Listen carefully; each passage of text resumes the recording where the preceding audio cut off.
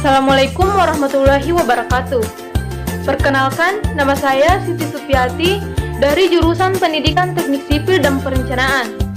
Pada kesempatan kali ini, saya akan mendemonstrasikan cara mengajar guna memenuhi tugas mata kuliah pembelajaran mikro. Hai adik-adik, apa kabar? Ibu harap kalian semua dalam keadaan sehat walafiat. Dan di masa pandemi ini, jangan lupa untuk selalu menjaga kesehatan, makan makanan yang bergizi, dan tetap patuhi protokol kesehatan dimanapun kalian berada.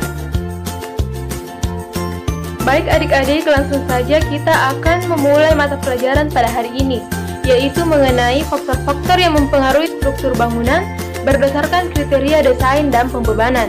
Ibu harap kalian semua memperhatikan materi yang akan saya jelaskan.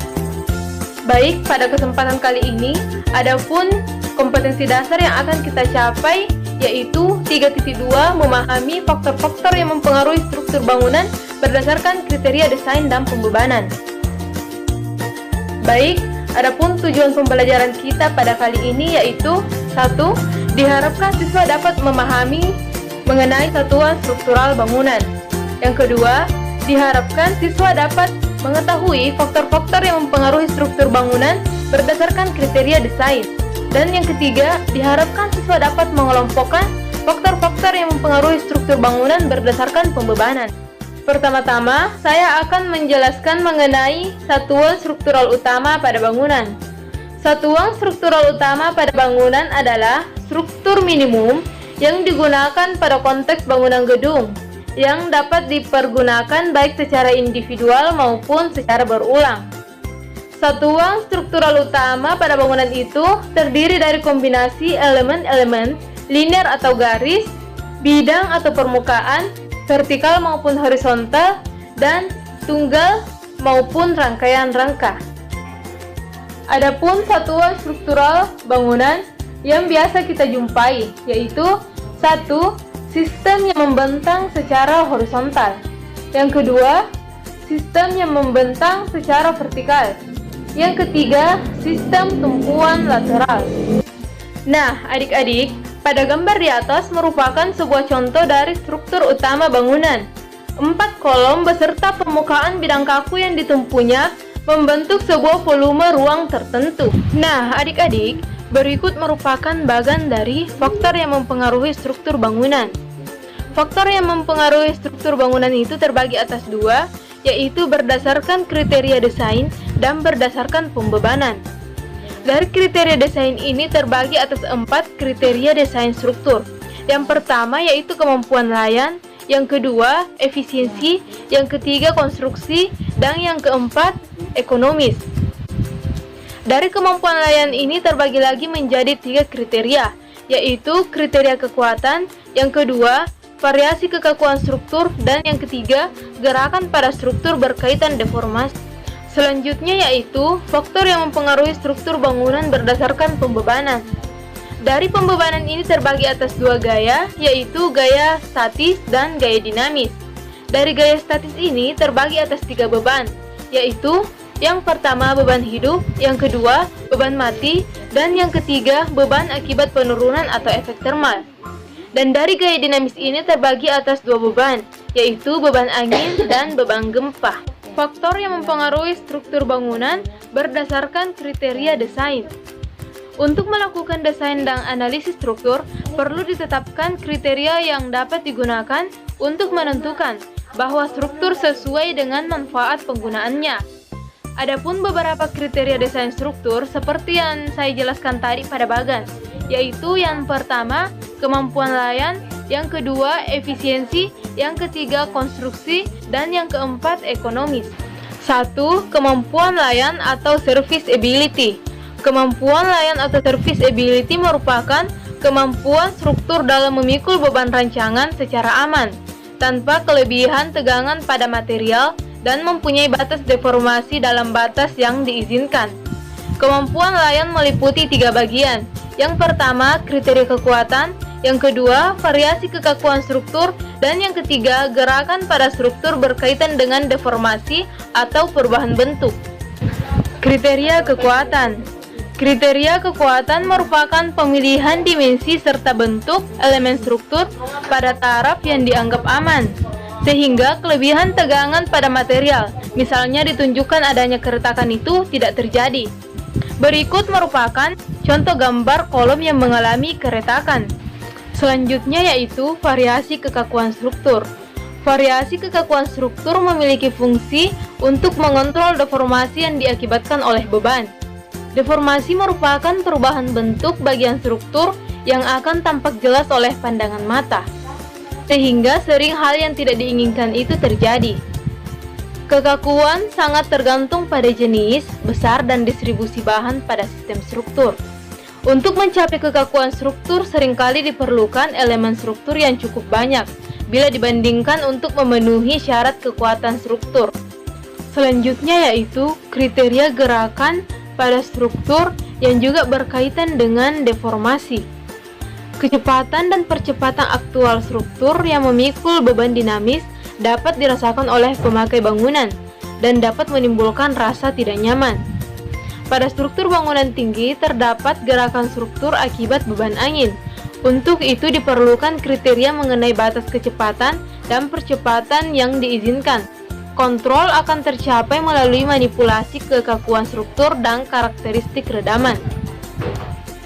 Jadi, beban angin juga harus diperhitungkan dalam merancang suatu bangunan, karena faktor angin selalu mempengaruhi bangunan tersebut, seperti yang ditampilkan pada gambar. Yang kedua yaitu efisiensi. Nah, efisiensi ini itu masih merupakan bagian dari kriteria desain struktur. Jadi, kriteria efisiensi mencakup tujuan untuk mendesain struktur yang relatif lebih ekonomis. Indikator yang sering digunakan pada kriteria ini adalah jumlah material yang diperlukan untuk memikul beban. Setiap sistem struktur dapat memerlukan material yang berbeda untuk memberikan kemampuan layan struktur yang sama. Penggunaan volume yang minimum sebagai kriteria merupakan konsep yang penting bagi arsitek maupun perencana struktur. Yang ketiga yaitu konstruksi. Tinjauan konstruksi juga akan mempengaruhi pilihan struktural. Konstruksi merupakan kegiatan perakitan elemen-elemen atau material-material struktur. Konstruksi akan efisien apabila materialnya mudah dibuat dan dirakit. Kriteria konstruksi sangat luas mencakup tinjauan tentang cara atau metode untuk melaksanakan struktur bangunan, serta jenis dan alat yang diperlukan dan waktu penyelesaiannya. Yang keempat yaitu ekonomis. Harga merupakan faktor yang menentukan pemilihan struktur. Konsep harga berkaitan dengan efisiensi bahan dan kemudahan pelaksanaannya. Harga total suatu struktur sangat bergantung pada banyak dan harga material yang digunakan, serta biaya tenaga kerja pelaksana konstruksi dan biaya peralatan yang diperlukan selama pelaksanaan. Jadi adik-adik, dapat kita lihat pada contoh gambar yang Ibu tampilkan. Gambar tersebut merupakan Perpustakaan Nasional Kota Sejong yang berlokasi di Sejong City, Korea. Perpustakaan ini merupakan proyek yang dikembangkan oleh Samo yang bekerja sama dengan arsitek Kyunjung dan engineer In. Pada contoh gambar tersebut, konstruksi itu memiliki desain yang rumit, dan di sini dijelaskan bahwa struktur konstruksi yang rumit akan memerlukan harga atau biaya yang besar. Jadi, semakin konstruksi itu rumit, maka harga dan biaya yang diperlukan akan relatif besar. Selanjutnya yaitu faktor yang mempengaruhi struktur bangunan berdasarkan pembebanan. Dari pembebanan ini terbagi atas dua gaya, yaitu gaya statis dan gaya dinamis. Dari gaya statis ini terbagi atas 3 beban, yaitu yang pertama beban hidup, yang kedua beban mati, dan yang ketiga beban akibat penurunan atau efek termal. Dan dari gaya dinamis ini terbagi atas 2 beban, yaitu beban angin dan beban gempa. Langsung saja, Ibu akan menjelaskan mengenai beban pada gaya statis dan gaya dinamis, karena Ibu telah menjelaskan pada slide sebelumnya mengenai faktor yang mempengaruhi struktur bangunan berdasarkan pembebanan. 1. Gaya statis. Gaya statis adalah gaya yang bekerja secara terus-menerus pada struktur. Deformasi ini akan mencapai puncaknya apabila gaya statis maksimum. Adapun gaya-gaya statis yang pada umumnya dapat dibagi menjadi 3. Yang pertama beban hidup, yang kedua beban tetap, dan yang ketiga beban akibat penurunan atau efek termal. Beban hidup. Beban hidup adalah beban-beban yang bisa ada atau tidak ada pada struktur untuk suatu waktu yang diberikan. Beban hidup juga dapat berpindah-pindah dan bekerja secara perlahan-lahan pada struktur. Beban hidup juga merupakan beban penggunaan atau occupancy load. Yang termasuk ke dalam beban penggunaan adalah berat manusia, berat perabot, barang yang disimpan, dan sebagainya. Berikutnya yaitu beban mati. Beban mati adalah beban-beban yang bekerja vertikal ke bawah pada struktur dan mempunyai karakteristik bangunan. Adapun ciri-ciri dari beban mati yaitu 1. Tidak berpindah, 2. Biasanya elemen gedung tertentu, yang ketiga merupakan berat struktur itu sendiri. Selanjutnya yaitu beban akibat penurunan atau efek termal. Beban akibat penurunan atau efek termal itu merupakan beban akibat selisih suhu, penurunan, susut, dan sebagainya. Pada gambar 1, berikut merupakan contoh beban termal. Adapun pada gambar 2, contohnya yang pada awalnya bimetal yang lurus, tapi ketika terkena panas, maka akan terjadi perubahan bentuk atau melengkung. Yang kedua yaitu gaya dinamis. Gaya dinamis adalah gaya yang bekerja secara tiba-tiba atau kadang-kadang pada struktur. Pada umumnya mempunyai karakteristik besar dan lokasinya berubah dengan cepat. Deformasi struktur akibat beban ini juga berubah-ubah secara tepat. Gaya dinamis dapat menyebabkan terjadinya osilasi pada struktur hingga deformasi puncak tidak terjadi bersamaan dengan terjadinya gaya besar.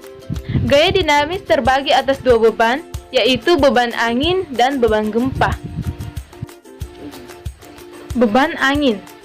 Beban angin adalah semua beban yang bekerja pada gedung atau bagian gedung yang disebabkan oleh selisih dalam tekanan udara. Struktur yang ada pada lintasan angin akan menyebabkan angin berbelok atau dapat berhenti. Sebagai akibatnya, energi kinetik angin akan berubah bentuk menjadi energi potensial yang berupa tekanan atau isapan pada struktur. Besar tekanan atau isapan yang diakibatkan oleh angin pada satu titik bergantung pada kecepatan angin, rapat massa udara, lokasi yang ditinjau pada struktur, perilaku permukaan struktur, bentuk geometris, dimensi dan orientasi struktur, serta kekakuan keseluruhan struktur. Adik-adik sekalian, kalian dapat melihat contoh gambar yang ibu tampilkan, di mana pada gambar tersebut merupakan aliran angin di sekitar bangunan. Selanjutnya yaitu beban gempa. Beban gempa adalah semua beban statik ekuivalen yang bekerja pada gedung yang menimbulkan pengaruh dari gerakan tanah akibat gempa tersebut.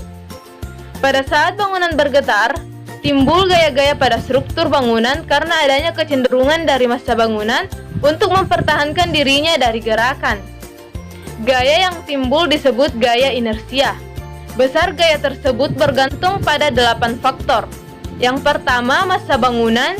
Yang kedua, pendistribusian massa bangunan. Yang ketiga, kekakuan struktur. Yang keempat, jenis tanah. Yang kelima, mekanisme redaman dari struktur. Yang keenam, perilaku dan besar alami getaran itu sendiri. Yang ketujuh, wilayah kegempaan. Dan yang terakhir, periode getar alami. Adapun faktor-faktor yang berpengaruh antara lain: 1. Faktor keutamaan struktur. Yang kedua, faktor reduksi gempa. Yang ketiga, faktor respon gempa. Faktor respon gempa ini bergantung pada spektrum respon gempa yang besarnya dipengaruhi oleh zona gempa dan jenis tanah. Nah, adik-adik, kalian bisa perhatikan gambar yang ada di samping.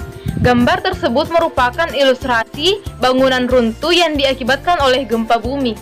Nah, adik-adik, cukup sekian materi kita pada hari ini. Untuk tugasnya itu, kalian buat peta konsep dari faktor yang mempengaruhi struktur bangunan berdasarkan kriteria desain dan pembebanan. Dan carilah bangunan di sekitar kalian yang kolom atau tiangnya itu mengalami keretakan atau hampir roboh. Dan untuk lebih jelasnya lagi, kalian bisa cek di Google Classroom. Untuk kehadirannya juga nanti saya cek dari pengumpulan tugasnya. Baiklah, cukup sampai di sini pertemuan kita pada hari ini. Saya akhiri dengan ucapan Assalamualaikum warahmatullahi wabarakatuh. Terima kasih.